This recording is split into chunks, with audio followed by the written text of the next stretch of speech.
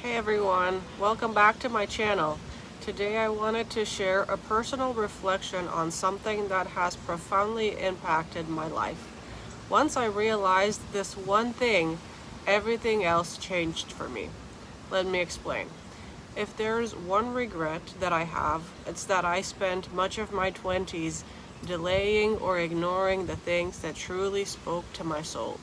I kept thinking, oh, I'm young, I'll have plenty of time to figure it out later, or I hoped that others would swoop in and solve all of my problems. This way of thinking ended up biting me in the behind.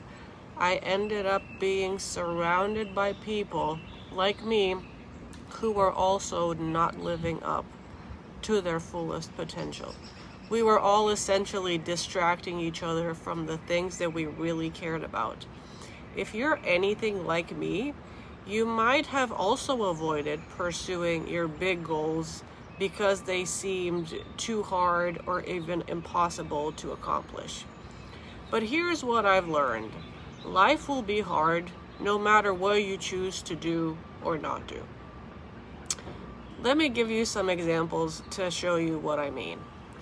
For example, if I chose to follow my intuition and publish my first book with no experience, no connections, and limited resources, it will be hard.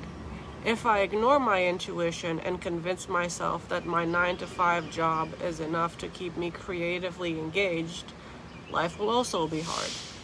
Making a relationship work, even though it's not perfect, is hard work. Breaking up and starting to date again is also hard work.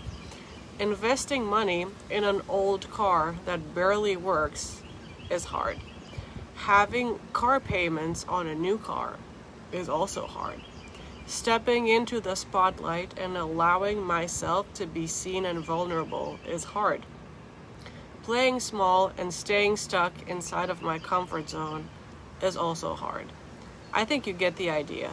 Taking action on what matters most can be scary, especially if it's outside of our comfort zone. Obstacles are inevitable no matter which path you end up choosing. Following your intuition is hard.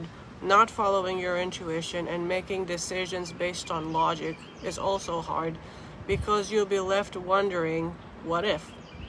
So how do I decide which option is worth the struggle?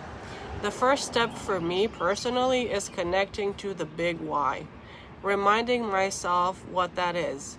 If you don't know what I'm talking about, please watch my last video. But basically, I think about my why. I think about the one thing that I want so bad that could get me out of bed at any time and get me going. So the first step for me is connecting to that bigger vision that I have for myself and for my life. Once I can see that vision clearly in my mind, then I start to weigh my options.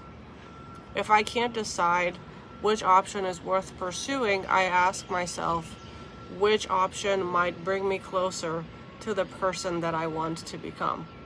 It doesn't matter how long it will take me, or how painful it will be, or how others might perceive me if I do it or I don't do it.